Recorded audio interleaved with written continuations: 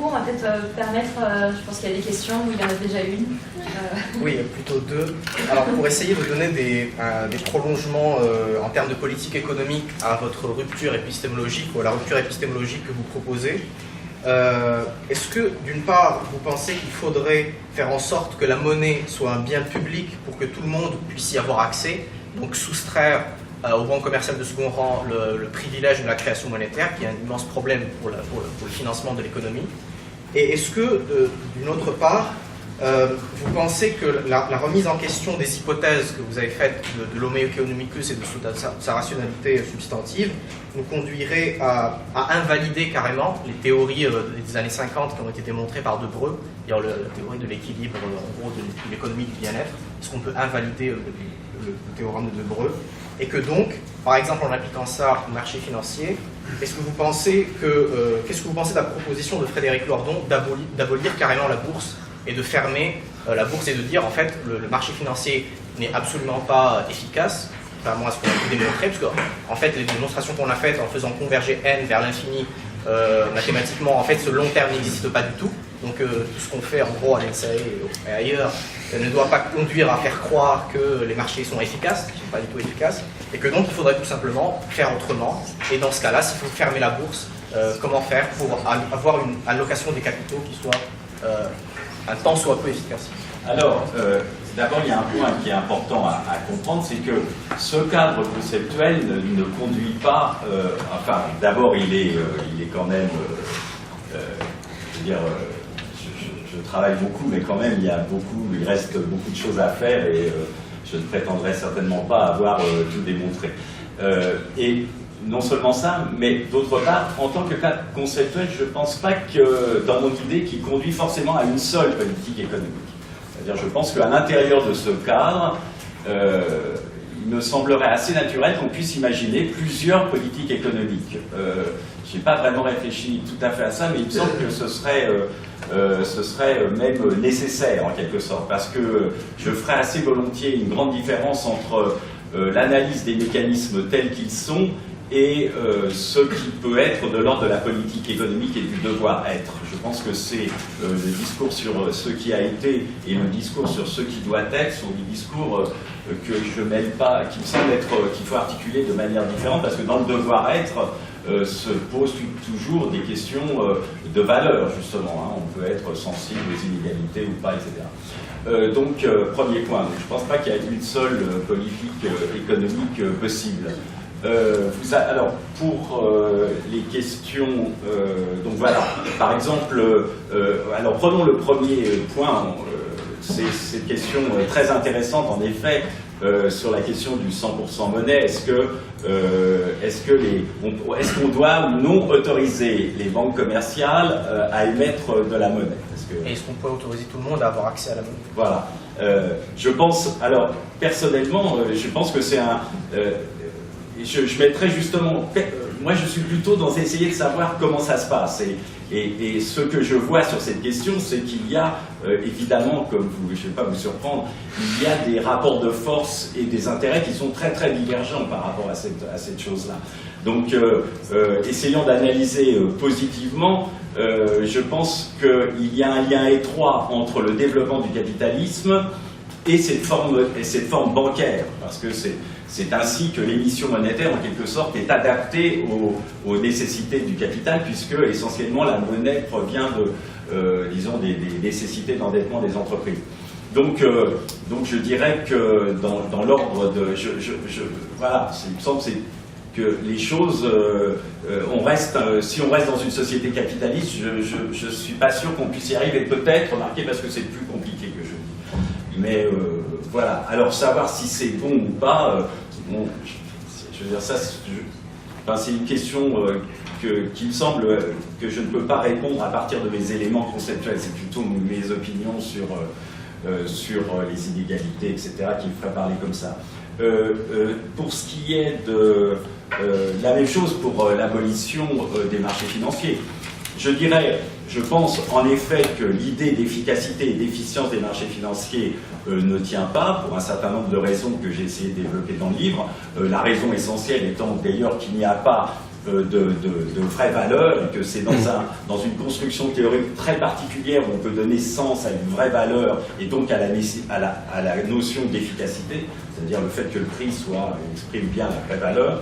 Donc je pense que, parce que je suis keynésien, ça me paraît être absurde, donc je crois qu'en effet il y a une forte instabilité des marchés financiers, et que oui, je crois que on se porterait mieux en laissant moins de place au marché financier. Oui, là je serais assez keynésien,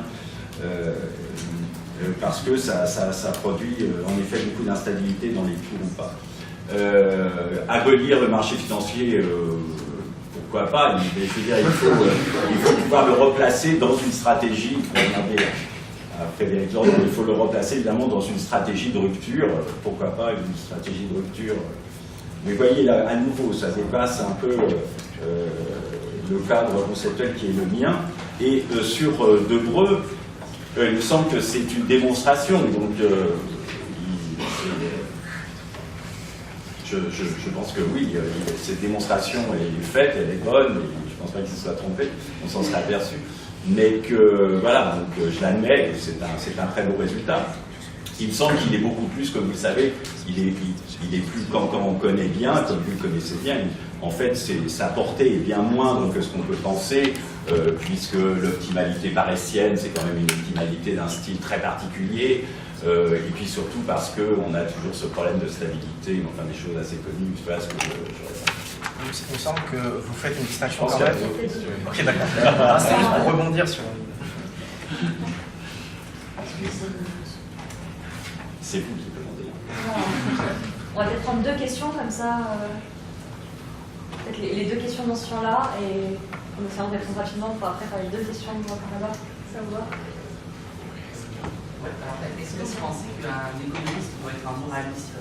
Parce que vous nous avez parlé d'hommes comme ça qui sont venus par des désirs, qui agissaient les uns avec les autres, souvent les uns contre les autres, dans le cadre de systèmes qui étaient souvent autoréférentiels. Et finalement, est-ce que ça n'a pas une parenté avec l'œuvre des moralistes du XVIIe, par exemple, avec qui décrivait comme ça les modes, les passions qui disaient à passer les gens, etc.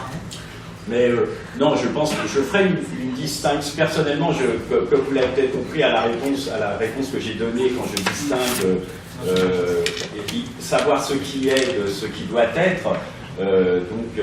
Voilà, je me place, j'essaye de me situer dans qu'est-ce qui est, essayer de.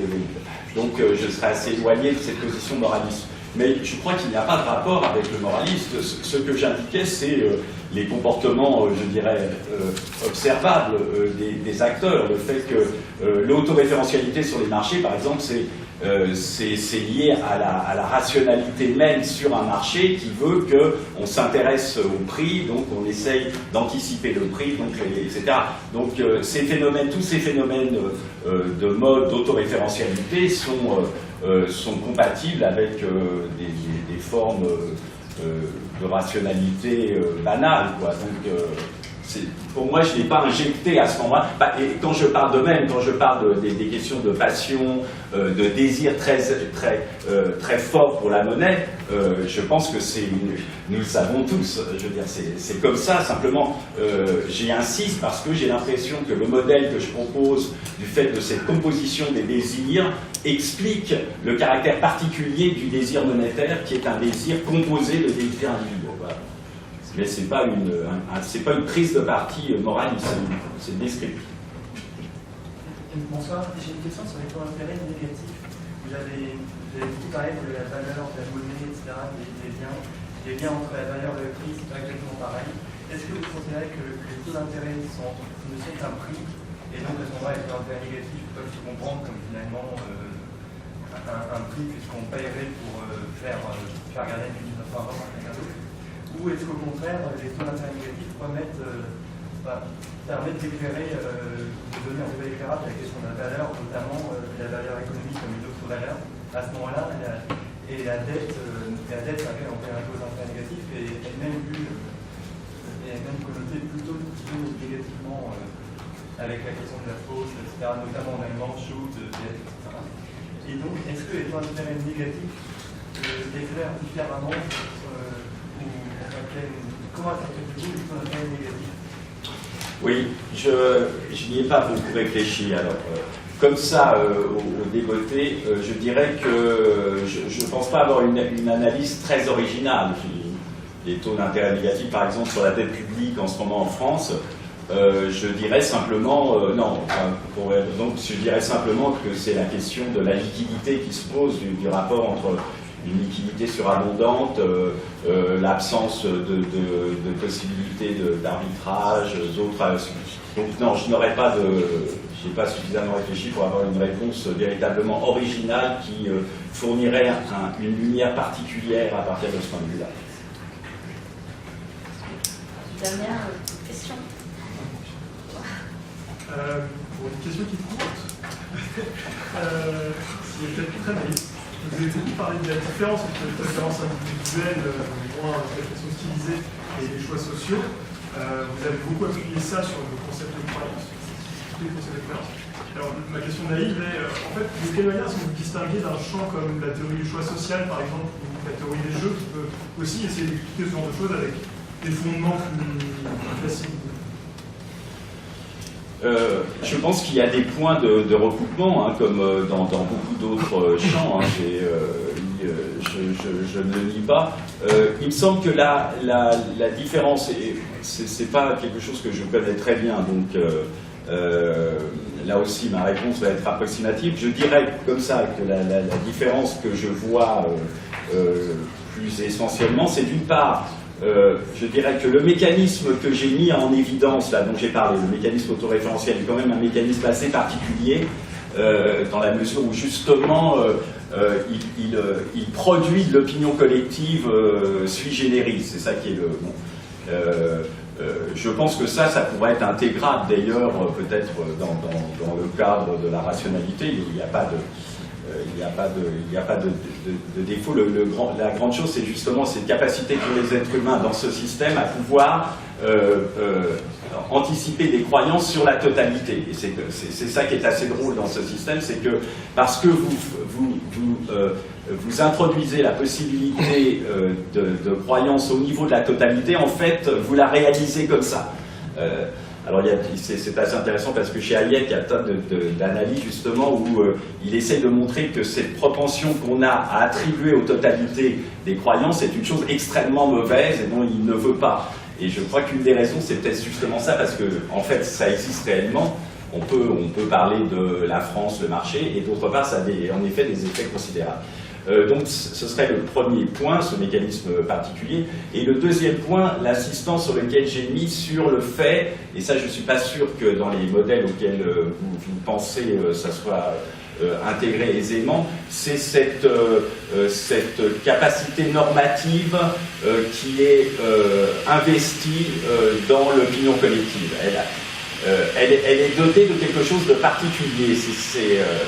Il y a ici une analyse qu'on peut discuter, hein, mais qui fait qu'elle n'est plus simplement une opinion, mais le fait d'être composée lui donne une légitimité, une force que n'ont pas les autres. C'est ce que j'appelle justement en étudiant, en prenant à Frédéric Lordon, la puissance de la multitude. Le fait qu'il y a quelque chose qui est particulier, qui est cette puissance de la multitude, qui confère à l'opinion collective en fait une force normative qu'elle n'aurait pas. Et ça, moi j'avais aussi toute une partie de ma vie à consister à analyser la théorie des jeux et des choses comme ça, et on s'aperçoit que ça c'est un point important, c'est-à-dire le fait que, par exemple, dans des systèmes de jeux, l'équilibre a des capacités à s'auto-reproduire parce que, non pas à cause du fait qu'il soit équilibre, mais parce qu'on a investi dans cet équilibre du normatif. Et il me semble qu'il y a là une dimension de l'humanité, qui est une dimension observable de l'humanité, et qui a beaucoup d'effets qui transforment un peu nos résultats en termes de théorie des jeux, parce que même si les intérêts se mettent à bouger, en fait, l'équilibre en question va être beaucoup plus stable qu'on aurait pu le penser a priori dans un cadre de rationalité, parce que justement il est investi d'un sentiment. Et j'aime beaucoup pour ça Sugden, qui a écrit des choses là-dessus. Il en parle sans qui a écrit beaucoup sur les conventions, sur ça. Robert Sugden, c'est un anglais, et qui à certains endroits justement analyse ce point-là, montre que il y a quelque chose de particulier dans certains éthyliques, c'est qu'ils sont investis d'une légitimité propre, et que ça c'est un fait social qui est intéressant. Voilà les deux points sur lesquels je dirais qu'il y a des petites différences. On vous remercie.